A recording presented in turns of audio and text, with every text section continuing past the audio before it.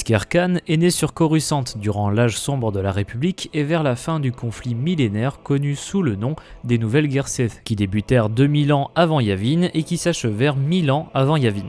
D'origine modeste, il fut trouvé par l'ordre Jedi et amené au temple afin de parfaire sa maîtrise de la Force.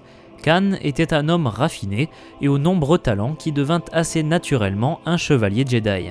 Skirkan était d'ailleurs pour les Jedi un symbole d'espoir dans ce contexte morose pour la République. En effet, 2000 ans avant la bataille de Yavin, la République était dans une période de lente décadence. Cette année-là marqua le 4e grand schisme durant lequel le maître Jedi Fanius quitta l'ordre pour chercher des enseignements différents et en dehors du dogme Jedi. Fanius se mit donc en quête du savoir des Sith qui avait supposément disparu depuis des siècles.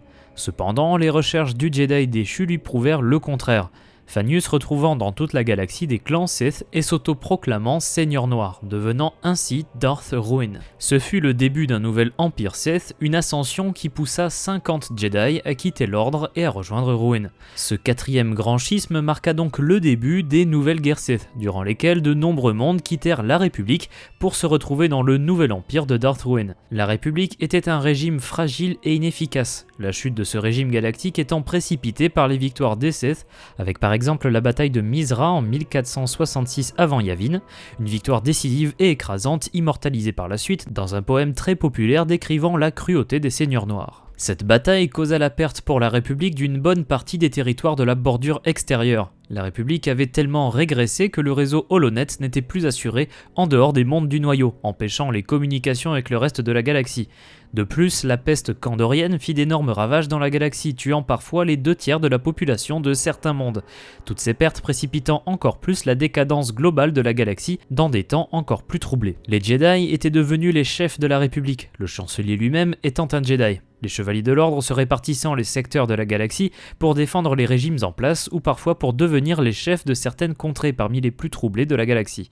Ces régions sensibles devinrent des secteurs baroniaux contrôlés par les Jedi. Malgré une république fragile et décadente, l'Empire Sith connut des difficultés. Les querelles internes entre les seigneurs noirs provoquèrent finalement la lente chute de l'Empire Sith, dont la menace devint de moins en moins importante au fil des années. Nous retrouvons Skirkan en 1010 avant la bataille de Yavin, un Jedi émérite et dont son talent pour la méditation de bataille impressionnait les autres membres de l'ordre.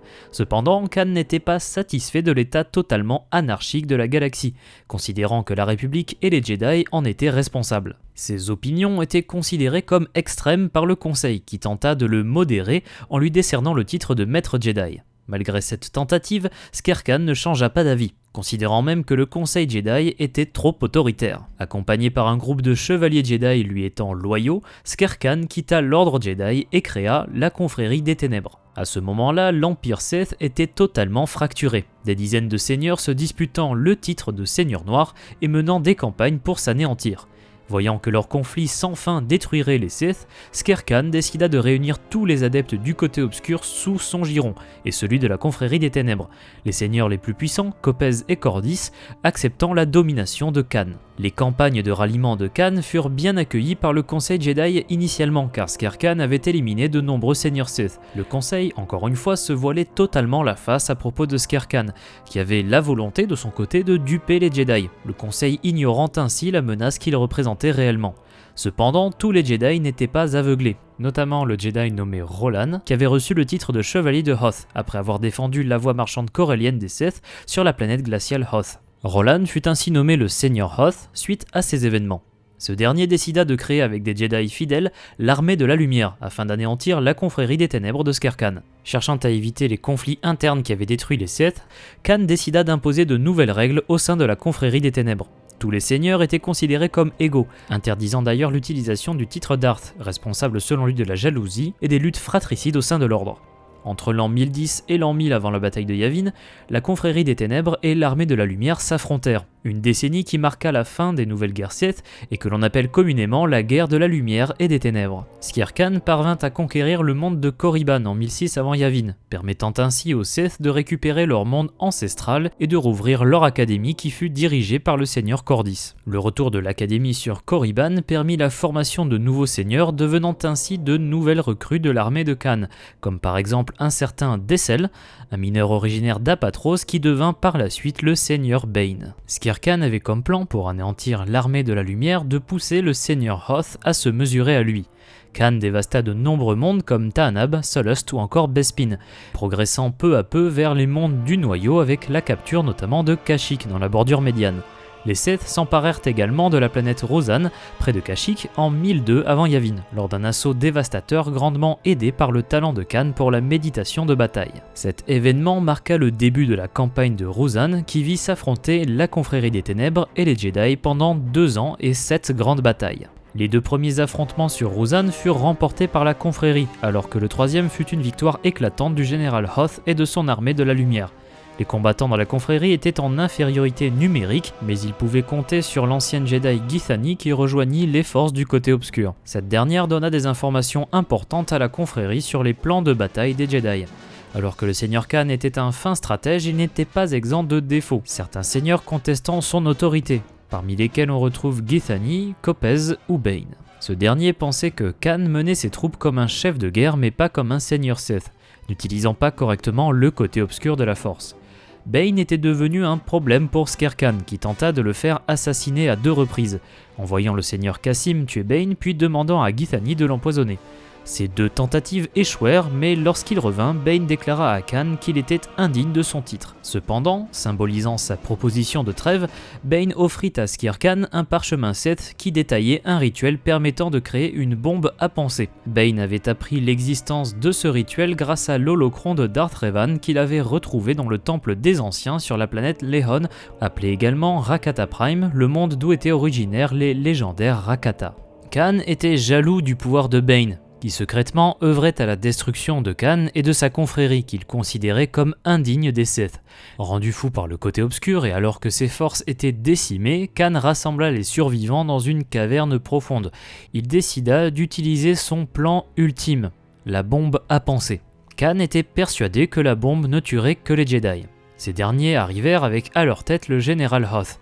Khan déclencha la bombe à penser qui tua tous les êtres sensibles à la force dans le rayon de son explosion, y compris la confrérie des ténèbres et Khan lui-même.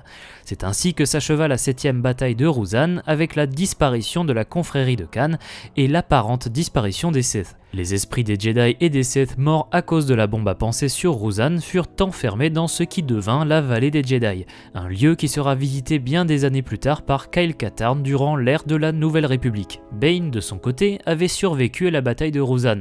Il pensa d'ailleurs que le suicide de Khan était en vérité sa décision la plus intelligente. Réfutant la philosophie de Khan, Bane reprit le titre de Darth et instaura la règle des 2 afin de concentrer le pouvoir du côté obscur sur 2 individus, accueillant la jeune fille nommée Rain qui devint son apprentie sous le nom de Darth Zana. D'après Bane, Khan avait été un leader lâche, paranoïaque et narcissique qui avait mérité son destin. Les Jedi pensèrent que les Sith avaient disparu, et ce jusqu'en 32 avant Yavin, avec l'émergence de Darth Sidious et de son apprenti Darth Maul. Tous les seigneurs noirs qui succédèrent à Darth Bane partagèrent ce mépris à l'égard de Khan, à l'exception de l'apostat Darth Millennial, qui rejeta la règle des 2, respectant bien plus la philosophie de Khan et de la confrérie des ténèbres.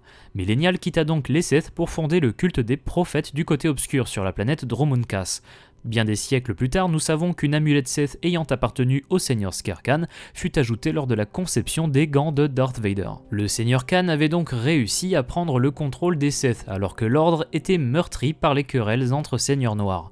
Sa vision d'égalité entre les seigneurs marcha pendant un temps jusqu'aux machinations de Darth Bane, qui parvint à manipuler Khan dans le but de le faire disparaître, lui et sa confrérie des ténèbres, une organisation que Bane considérait comme indigne du côté obscur. Les Sith devraient à présent se cacher, cultiver leur pouvoir, le transmettre de maître à apprenti, et attendre le moment propice pour exécuter le grand plan qui verrait enfin le retour des Sith comme maître de la galaxie.